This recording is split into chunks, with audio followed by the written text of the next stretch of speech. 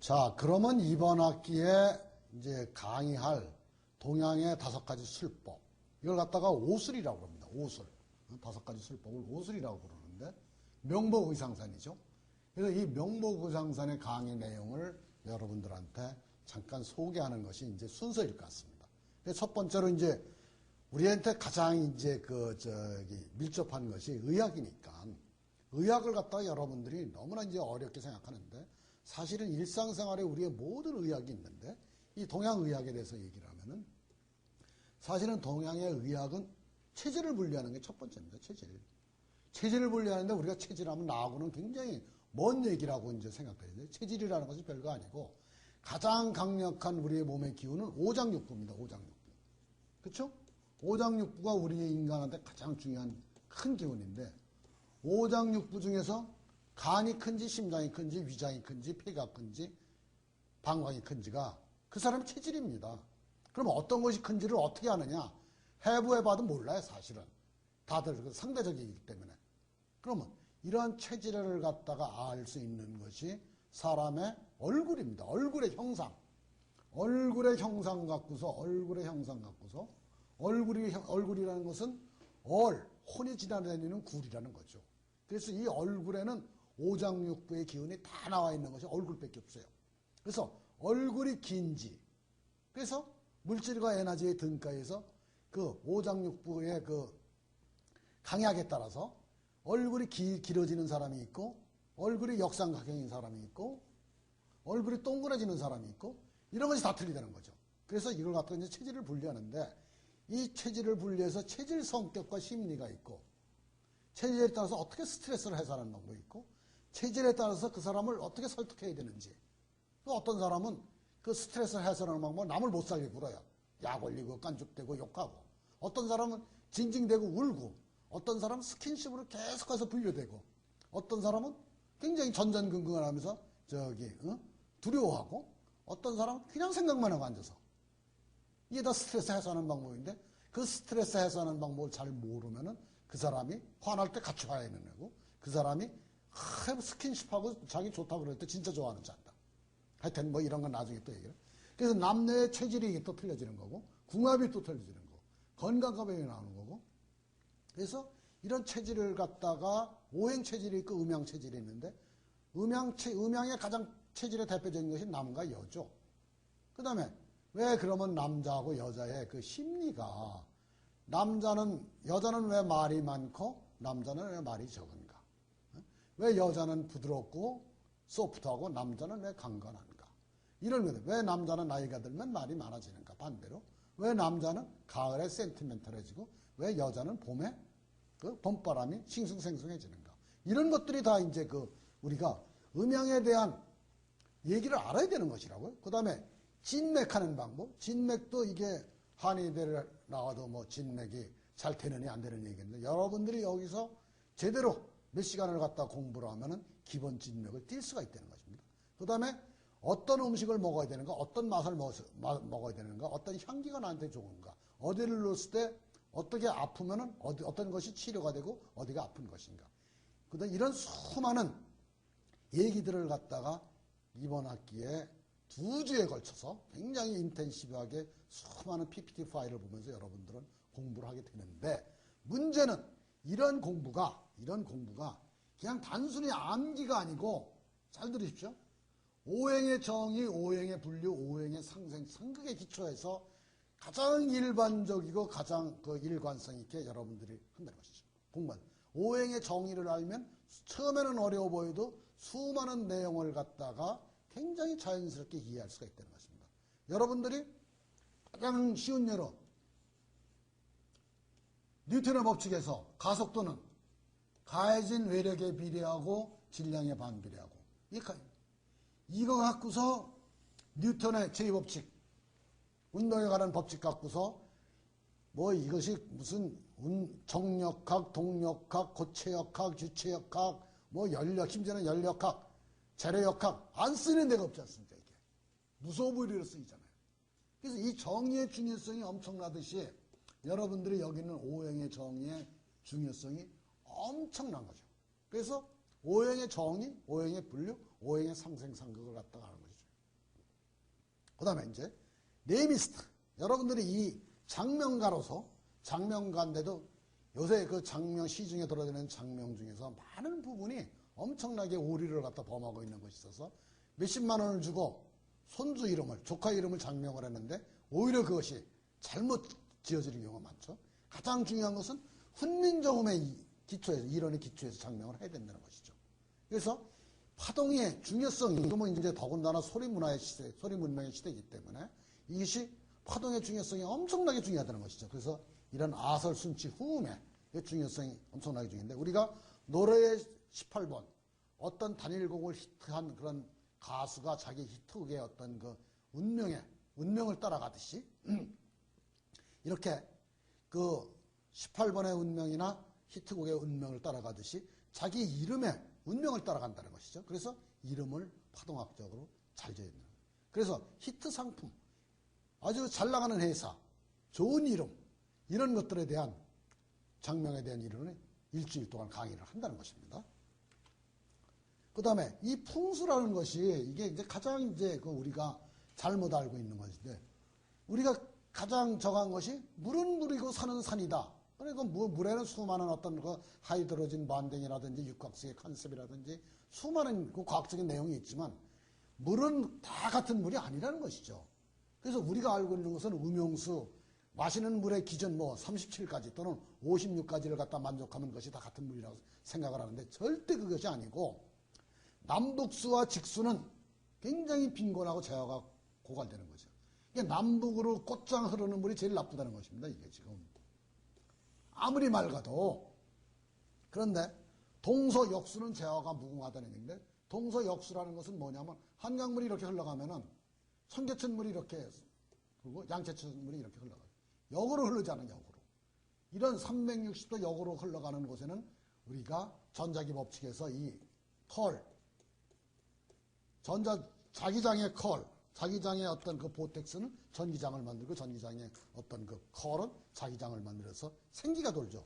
그래서 이렇게 크게 한강물이 흘러갈 때 반대로 역수가 되게 되면 여기 수많은 전자기장이 다시 생기는 거예요. 생기가 되는 거예요. 이게 스토크스의 법칙인데 이건 여러분들이 이제 수학을 전문으로 모르면 하여튼 이것이 이렇게 이제 그 동서역수는 재화가 무관하다. 이것이 청계천 어떤 그 남대문, 명동, 동대문 이게 그다음에 그 용왕산의 그 남동 그 지역 이런 것들이 다 역수지역이에요.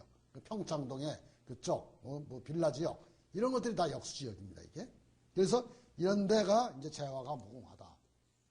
그다음에 이제 풍수도 주기에 따라서 20년마다 이게 좋은 방향이 있고 발복하는 방향이 있는 것입니다. 그래서 풍수 20년 주기의 방향의 중요성. 그다음에 그다음에 우리가 이제 그 지구의 동서남북과 우주의 동서남북이 있는데 간선건건이 있는데 그 사이 방향이 굉장히 대공망 방향이라서 그 방향으로 집을 짓게 되면은 대흉이고 교통사고가 자주 난다고요. 그래서 2011년도에 가장 교통사고가 많이 났던 그 신설동 로타리하고 이런 데가 다 이거 대공망 방향이라서 이런 것들이 이제 우리가 여러 가지가 이제 이 풍수를 갖다가 여러 가지를 현실적으로 이용하는 것이죠. 그래서 이 풍수를 알려고 그러면 시간과 공간이 양자화되어 있다는 거죠. 디지털화되어 있다는 거죠. 쉽게 얘기하면은 좌방향과 축방향이 서로 붙어서 컨티뉴스해 보이지만은 좌방향과 축방향은 기운이 엄청나게 스텝 펑션으로 엄청나게 좌방향과 축방향의 기운이 틀리다는 것이죠. 이것이 양자화 개념이죠. 그래서 마치 화학궤도에서 전자궤도에서 K궤도와 L궤도가 틀리다는 거와 비슷한 거죠. 그래서 이런 풍수에 대한 얘기를 또한 2주에 걸쳐서 할 겁니다. 그 다음 운명이라는 것은 말씀을 드렸죠. 아까 정해진 속성이 있는 거래요. 우리 태어날 때. 그래서 어떤 사람은 학자가 되고 어떤 사람은 사학가가 되고 어떤 사람은 CEO가 되고 어떤 사람은 행정관료가 되고 어떤 사람은 나라를 지키는 군인이 되고 싶고 어떤 사람은 119로 가고 싶고 이게 다 틀린 거예요. 어떤 사람은 자기는 예술 분야에 매진하고 싶고 어떤 사람은 아이돌 것처럼 이런 데 나가고 싶다고요. 그래서 이 어떤 시류를 따라서 어떤 분야로 나갈 것이 아니라 자기의 속성이 언제 어떻게 발현하는지 알고 그 속성에 맞춰서 자기의 운명을 설계해야 되는 것이 이게 인간 경영인 거죠. 인간 경영. 그 다음에 이렇게 인생을 갖다 살아가는 동안에 이게 이제 그 굉장히 자기한테 많은 그런 태클이 들어오는 기간이 있어요. 그런 태클이 들어오는 기간에 어떻게 대처할 것인가. 그 다음 자기한테 엄청나게 그 힘든 일이 나타날 때가 있는데 그때를 갖다가 어떻게 피할 것인가. 그 다음에 어떤 경우에는 굉장히 그 무력한 기간이 있다고. 운이 안 따라주는 기간. 뭐 이거는 QPR에 박지성 선수가 있던 마이크 휴즈 감독이 운이 없는 경우인데 이런 경우에는 이제 잠깐 쉬어서 자기 충전의 기회를 갖는. 이렇게 해서 우리가 운명을 알게 되면은 굉장히 거기에 대해서 완급을 조절해 가면서 우리가 이제 그 인생을 갖다가 보다 조화롭고 효과적으로 처리할 수가 있는 것이죠. 그래서 예를 들어서 사람에 따라서 한비아 씨 같은 경우에는 지도 밖으로 행군하라 해서 굉장히 바깥에 대한 열망을 갖고 있는 거. 어떤 사람은 바깥으로 나가면은 굉장히 힘든 그런 사람들이 광장공포증을 갖고 있는 사람도 있고 어떤 사람은 바깥으로 나가면 못 나가면 안 되는 폐쇄공포증을 갖고 있는 사람이 있다고.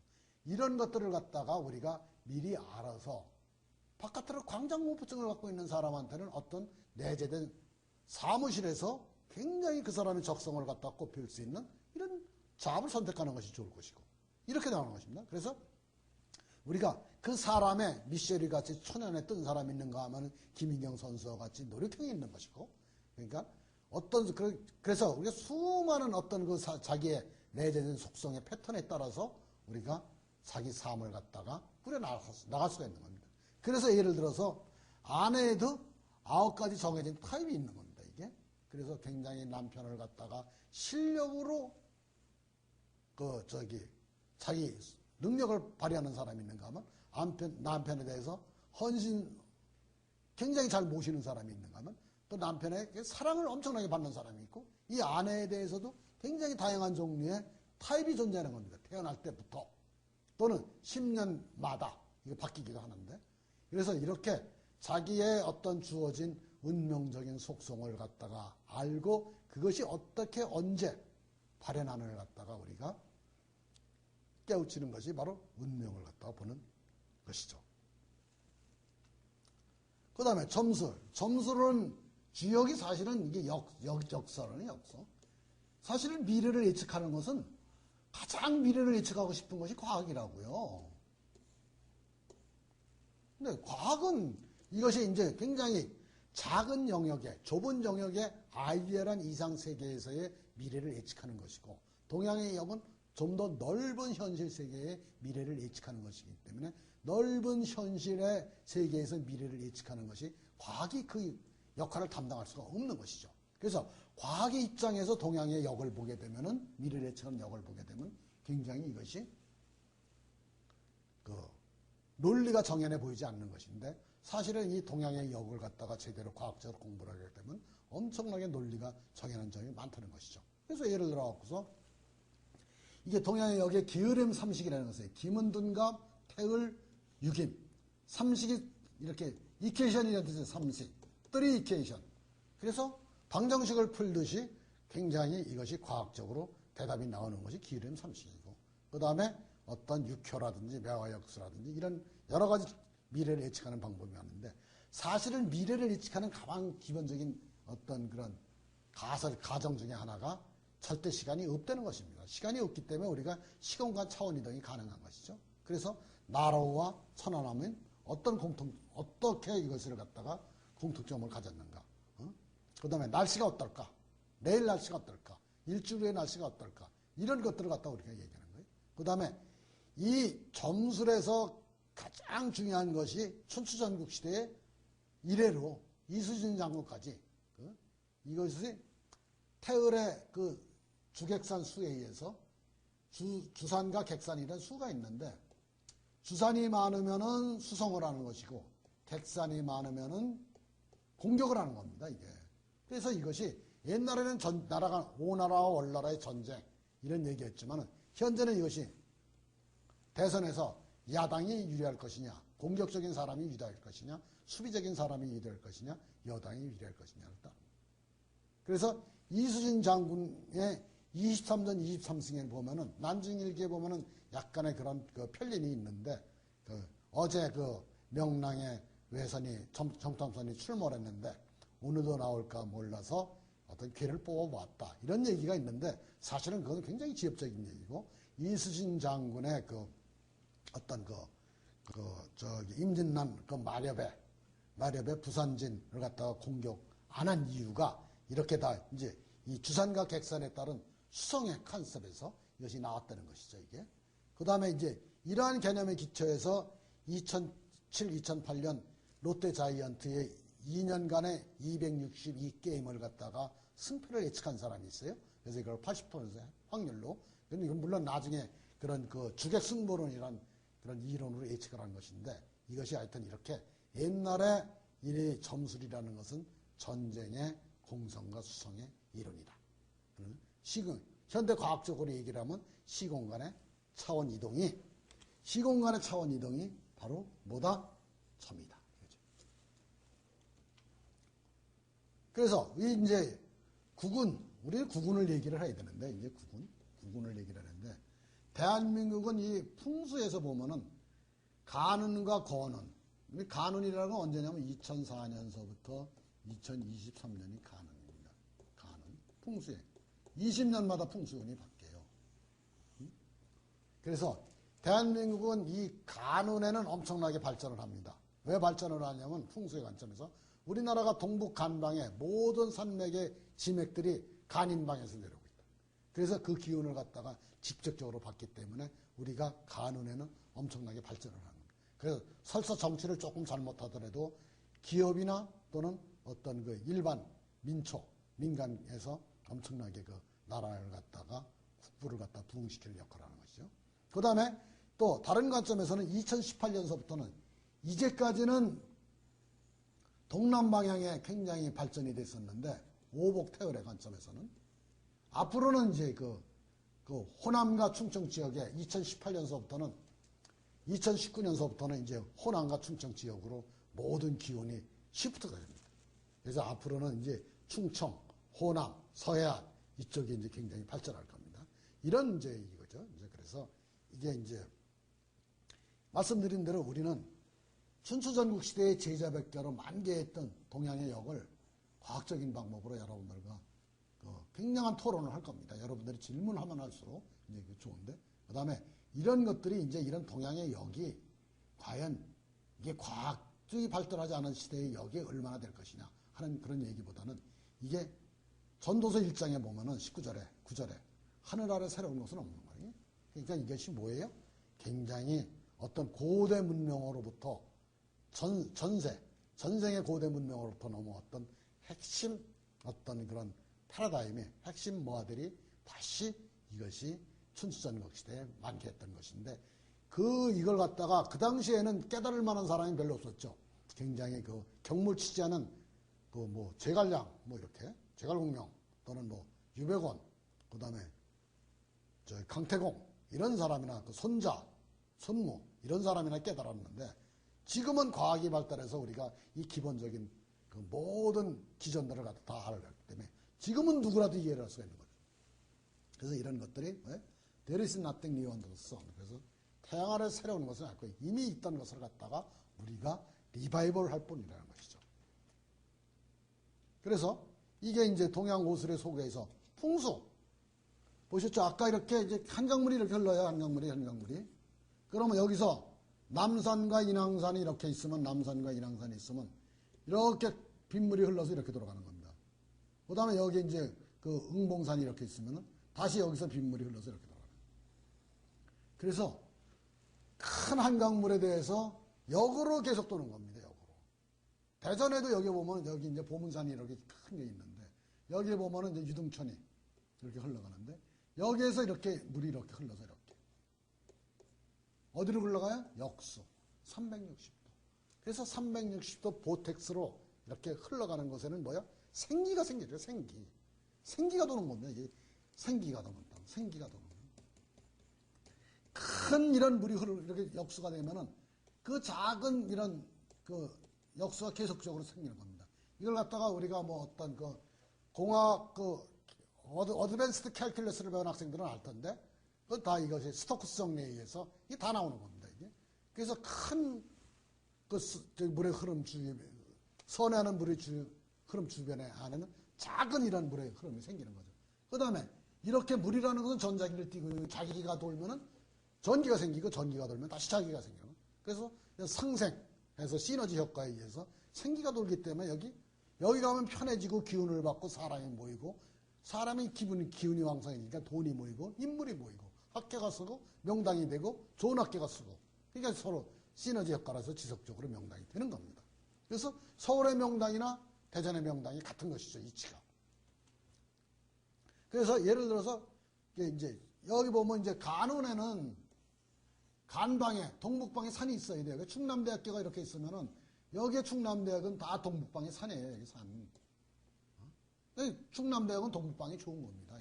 이게 간운에 2023년까지 충남대학은 지속적으로 발전하는 거죠. 그래서 이런 땅들이 이제 많은 거죠. 그래서 이런 경우에 이제 특히 문을 어느 쪽으로 내게 되면은 더 발복하실 것입니다. 그래서 이런 것들이 이제 어떤 실증적인 풍수의 어떤 응용 예라는 것이죠. 그 다음에 이 동양호술에서 이 아까 말씀드렸죠. 그냥 목의 정의, 화의 정의, 토의 정의, 금의 정의, 수의 정의에 의해서 목은 목성의 기운인데 따뜻하고 부드러운 기운이라는 것이죠. 이런 따뜻하고 부드러운 기운이 간에서 나오는데 간이 큰 사람은 따뜻하고 부드러운 기운이 많은 겁니다. 그러면 따뜻하고 부드러운 기운이 많으면은 밀도가 적어졌죠. 따뜻하면 온도가 높으면은 이렇게 봄날의 아지랑이처럼 이렇게 하늘로 올라가는 기운이 많아요. 이런 하늘로 올라가는 기운이 많아서 농축되면 물질이 되는 거 아닙니까? 에너지가 농축되면 물질이 돼서 이런 것이 농축된 것이 바로 사람의 얼굴이라는 것이죠. 그래서 간이 큰 사람은 얼굴이 긴 사람이고 심장이 큰 사람은 심장은 폭발하는 열기인데 심장이 큰 사람은 얼굴이 이렇게 되고 이렇게 해서 이러한 체질을 알게 되면 그 사람이 어떻게 스트레스를 푸는지 어떤 음식을 좋아하는지 어떤 음식을 안 먹어야 되는지 선성이 어떤지 어떤 남녀가 만나야 되는지 그 다음에 어떤 질병에 취약한지 어떤 해에 어떤 병에 약한지 이런 것들이 다 나타나는 것이죠. 이것이 체질의학이라는 것이죠. 그런데 우리나라는 사상, 팔체질 이런 얘기들이 많은데 이러한 사상, 팔체질 쪽은 기본적인 정의에 의한 이론 전개의 일반성이 굉장히 취약하다는 것이 제가 본 관점이라 학생들한테 설명할 수가 없다는 거죠. 그게. 그렇지만 음양과 오행은 일반적인 과학적인 정의에 기초해서 일반화와 일관화가 가능하기 때문에 오행 체질을 갖다가 여러분들한테 얘기한다는 것이죠. 오행 체질을. 그래서 이거 보면은 서울시, 이거는 서울시인데 김갑수 박사님이 주신 건데 이게 하천이 서울시내 중량천이 남북으로 흐르는 거예요. 그 다음에 불광천, 홍제천이 한강물에 비슷한 방향으로 남북으로 이렇게 따라 들어오고 있죠. 그래서 탄천도 한강물과 같은 방향으로 따라 들어오고 있고 무슨 얘기인지 아시겠어요? 그래서 어떤 반대로 흐르면서 동서수가 되어야지만 굉장히 좋은 거죠. 그래서 청제천이 이렇게 한강물에 반대로 흘렀고 양재천이 한강물에 반대로 흘렀고 그래서 따라서 주하천이 있는데 이렇게 따라서 남북으로 흘러 들어오는 것은 제일 나쁘다는 것이죠, 이게. 그래서 그런 곳은 직가가 물론 늦게 오고 개발도 맨 마지막이 되고 그 다음에 지금 여러분들이 실제 현장을 갖다 답사해 봐도 왜 그러면 중량천과 탄천과 홍제천과 불광천과 안양천 쪽이 양재천이나 청계천 쪽에 비해서 개발이 안 됐느냐. 물론 수많은 어떤 그런 다른 이유를 대겠지만 풍수의 관점에서는 이것이 역수와 동서수가 이렇게 이제 역할을 했다는 것이죠. 그래서 이 풍수의 경우 중에서 풍수를 장풍득수라고 하는데 이거는 이제 우리가 유체역학의 베르논의 정리라든지 나비어스토크 시테이션 같은 것을 공부를 하면 이제 잘 알게 되는 것인데 이제 기라는 것이 특성을 가진 에너지라는 것은 이제 계속해서 강조해야 될 사항이고 에너지는 에너지인데 그래서 이 청호경이라는 풍수의 경전이 있는데 청호경에 보면 산주수직, 종인기식 이런 말이 있어요. 산주, 그러니까 수직이라는 게 물이 곧장 흘러간다는 거예요. 수직. 예? 물이 이렇게 곧장 흘러가요. 예? 물이 곧장 흘러가게 되면은 이게 엄청난 유체학적으로 엄청난 문제인데 뭐 보게 되면 거기에 그냥 유입된 토사나 발생한 토사가 그냥 쌓여요. 하상면이 높아지는 거예요. 계속. 그래서 이것은 가장 근기시해야 될 거예요. 그래서 맨더링이라 해서 사행천이 기본 아닙니까? 이게 동강에 토사가 쌓였다는 얘기 들어봤어요? 사행천 동강에. 양자강이 이렇게 직강하천으로 이렇게 물구비를 조절해 놓고 나서 양자강의 하상면이 주변 도시보다 높잖아요. 매년 홍수가 나면 대형 홍수가 나는 거예요. 그것뿐만 아니라 이건 보통 유체학적인 관점뿐만 아니라 이것이 뭐예요? 종인기식이라고 해서 이렇게 물이 곧장 빠져나가면은 우리가 이게 뭐 전통적인 이게 수리 개발을 해서 물을 갖다 곧장 빼는데 마을에 보면은 이게 물이 곧장 빠진 마을 치고 신통한 마을 별로 없어요. 종인기식에 물이 곧장 빠지면 사람을 쫓아다니면서 밥을 얻어먹는다는 얘기라고. 이게. 돈이 안 보이는 거예요. 우리나라 천석군이 집안은 다 뭐예요? 역수. 이렇게 돼서 이렇게 이제 가다가 여기서 이제 물이 이제 이렇게 끊어지게 되면은 물이 이렇게 역수로 흘러요. 이게. 요런데 이 가다가 이게 너무 심해져서 이 역수가 생기는데 이런 데가 기가 모이는 땅이에요. 이게 역수예요. 그래서 역수 일작 가치보. 역수가 일작이라는 것은 한 종지만 있어도 한 컵만 있어도 천석군이가 된다는 얘기. 그러니까 이거는 여러분들이 확인해 보실수록 엄청나게 놀랄 거라고. 그래서 이게 풍수에서 가장 중요한 것은 이게 양자화된 개념인데 현재의 경복궁은 관악산을 바라보고 있다. 서울에 있는데. 그런데 이게 정남이에요. 정남. 우리가 남양을 너무 존중해서 물론 그 빛의 채강이라든지 어떤 그 빛의 일사량의 관점에서는 정남이 유리한 점이 많죠. 그런데 사실은 이게 서울의 터는 이게 그 앞에 남산을 바라봐야 되는 거죠. 경복궁에서. 그래서 이것은 30도 차이가 나요. 30도. 만약에 경복궁을 갖다 이게 만약이라는 가설은 역사적으로 조금 그렇지만은 경복궁을 갖다가 경복궁의 관악산을 안 바라보고 남산을 바라봤으면은 조선왕조 500년의 역사가 틀려진다는 것이죠. 이것이 바로 이제 풍수에 그러면 여기서 이렇게 서 있는 거하고 이렇게 30도를 갖다 돌린 거하고 뭔 그 차이가 나느냐 하는 것은 화학궤도에서 K궤도하고 L궤도의 차이만큼은 심각하다는 것이죠. 그래서 여기서 풍수의 이론을 나중에 얘기하겠지만은 고승은 물은 물이고 산은 산이라고 얘기를 했고 물은 과학적으로 신비한 특징을 갖고 있다고 과학자는 얘기를 했죠. 그렇지만은 우리가 현대인은 양자풍수의 관점에서는 물은 물이 아니고 산은 산이 아니고 중량천과 그 안양천과 청계천과 그 양재천은 틀리다는 것이죠. 그 다음에 물은 돈입니다. 물의 수량이 많아야 돼요. 남북수라도 일단은. 그 다음에 수량이 많은 남북수의 가장 대표적인 것이 뉴욕이죠. 근데 뉴욕은 이것이 이제 동서수가 아니라 귀한 물이 아니기 때문에 수도가 되지를 못하잖아요. 그 다음에 말씀드렸죠? 이게 남북수와 동서수 차이. 그 다음에 직수와 곡수. 역수. 역수가 이게 돈과 인물이 모이는 것이에요. 역수. 그 다음에 곡수로 해서 이렇게 감아도는 땅, 하회마을 같은 데 이런데 이런 때는 또 기가 모이는 거기 때문에 이런 직수보다는 훨씬 낫죠. 그래서 이것이 이제 물에 대한 것이고 그 다음에 목동의 용왕산의 그 남서 지역, 북서 지역과 그 남동 지역의 그 차이가 이제 이렇게 되는 거죠. 그래서 이렇게 우리가 이제 산과 물에 대해서 기존에 갖고 있던 여러 가지 그 기본적인 상식을 갖다가 이러한 새로운 이론들을 들으면서 새로운 시각으로 볼 필요가 있다는 것이죠. 그래갖고서 우리는 경험해서 아는기는 엄청나게 힘들고 경험해서 알기가 엄청나게 힘든다는 것은 같은 실수를 계속해서 반복하지 않느냐. 아는 지식을 우리는 경험한다는 것이죠. 이것이 이제 이런 경기에 따라서 우리가 이러한 그 풍수에 대한 사람의 체질에 관한 모든 그 동양의 역에 대한 새로운 컨셉을 갖다 받아들이게 되면은 새로운 어떤 경험을 여러분들이 하시게 될 겁니다. 그래서 예를 들어 갖고서 이것이 이제 이거는 이 자료는 조태현 박사라고 글로벌 사이버 대학 교수님인데 백악논청이라는 동방대학원의 백악논청에 나온 내용인데 여기에 보게 되면 예를 들어서 이렇게 한강물이 이렇게 흘러갈 때 이렇게 와서 이렇게 흘러가는 거 이런 건 좋다는 것이죠. 이렇게 역수 한강물이 왔을 때 이렇게 가는 것은 좋다는 것이죠. 그런데 여기서 보면 여기 MBC 자리 같으면 MBC는 물이 이렇게 와서 이렇게 흘러가는 거죠. 이렇게. 이런 건 순수라는 것이죠.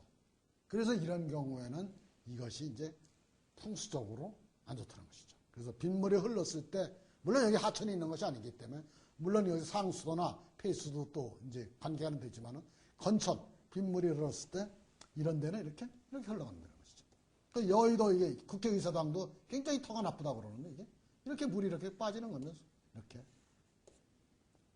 그러니까 이게 국회의사당 자리가 굉장히 나쁜 자리다. 순수로 물이 빠진다. 생산적이지 못하다. 이런 얘기들이 나오는 것입니다. 그래서 여러분들이 이제 그 동양의학에 대해서 이제 얘기를 했는데 예를 들어서 이거는 이제 학생들이 제 강의를 들으면 맨 먼저 시켜보는 것인데 만약에 다리에 쥐가 잘 난다. 그 다음에 찬바람 불면 눈물이 많이 난다. 손톱이 갈라진다. 한숨을 잘 쉰다. 이런 사람이 계속해서 젊은 학생이 한숨을 쉬게 되면 윤리적으로 우리가 그걸 갖다 타박을 하는데 어른들은 쥐가 잘 나고 한숨을 잘 쉬고 찬바람이 눈물이 나는 학생은 신맛의 주스에다가 비타민 C를 갖다가 하나씩 들어보세요. 그러면 어떤 현상이 생기냐면 이틀이나 3일이 지나면 아침 저녁을 이렇게 먹으면 2, 3일이 지나면은 쥐 잘 나고 손톱 갈라지고 한숨 잘 쉬고 찬바람에 눈물 나는 현상이 사라진다는 것입니다. 해보십시오. 이거는 내가 지난 10년 동안 수많은 학생들한테 해본 얘기고 이거는 오행생식에서 물론 제도권에서 인정을 받지 못하는 것이긴 하지만 오행생식에서 이거를 갖다가 지난 한 20년 동안 수많은 사람을 갖다가 이런 식으로 이런 신맛이 나는 음식과 양약으로 고친 것입니다. 물론 신맛이 나는 것이 신맛 주스뿐만 아니라 식초도 있고 곡식으로는 팥뿌리가 있지만은 그 다음에 예를 들어서 깜짝깜짝 잘 놀란다. 혓바늘이 돋는다. 그 다음에 어깨 너머에 이 주걱뼈라는 거 있어요. 여기 주걱뼈, 이 어깨 너머에. 그 다음에 잘 부끄러워한다. 사람을 보고는 부끄러워하는 사람, 특별히 샤이하고 말하는. 그 다음에 식후급체의 명치. 이 갈비뼈가 갈라지는 데가 이게 명치예요, 여기. 여기가 아픈 사람이 있어요. 아주 찢어질 듯이. 이런 데는 그냥 쓴 에스프레소 커피 2잔을 갖다가 아침, 저녁으로 더블로 한번 먹어보면 익모초는 먹어도 돼요, 사실은. 익모초는 요새 구하기 힘드니까. 먹게 되면 2, 3일 지나면은 혓바늘 돋고 잘 놀래고 명치가 끊어질 듯이 아프고 밥 먹고 나면은 급체해서 그 다음에 굉장히 부끄럽고 어깨 너무 주걱뼈가 아픈 증상이 달아서 사라집니다. 그 다음에 예를 들어서 멍이 잘 들고 속이 쓰리고 눈꺼풀이 와들와들 떨리고 그 다음에 아랫니빨이 아프고 아랫니빨이 너무 심하게 아프면 안 되죠. 사실은 이게 풍치로만 아파야 돼요. 발뒤꿈치 그러니까 통증이 있는 사람들은 이런 사람들은 눈꺼풀이 와들와들 떨리고 속이 쓰리고 이런 사람들은 꿀물을 한 잔을 들이킨다거나 그 다음에 호박엿을 먹는다거나 이렇게 되면 그런 아침 저녁으로 꿀물을 갖다가 머그잔을 한 잔씩 먹으면 2, 3일이면 이게 발뒤꿈치가 아프던 것도 낫고 눈꺼풀이 와들와들 떨리는 것도 없고 이렇게 우리가 사실은 이런 얘기는 어디 가서도 들을 수가 없는 얘기라고 얘기해.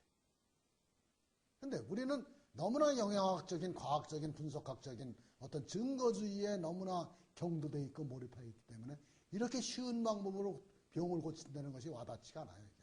근데 한번 해본 학생들은 엄청나게 이 일에 대해서 효과가 있다는 걸 알 겁니다. 여러분들 한번 해보시기 바랍니다. 변비 같은 것도 변비도 이거 굉장히 못 치료하는데 변비도 예를 들어서 초콩을 만들어 먹으면 최고로 좋습니다. 초콩. 검은 콩에다가 반드시 검은 콩이라야 돼요. 에다가 식초를 검은 콩을 식초에다 담궈요. 그래서 냉장고에 놓고서 검은 콩 식초에다 놓고서 그래서 아침, 저녁으로 한 5알에서 10알씩 들어보십시오.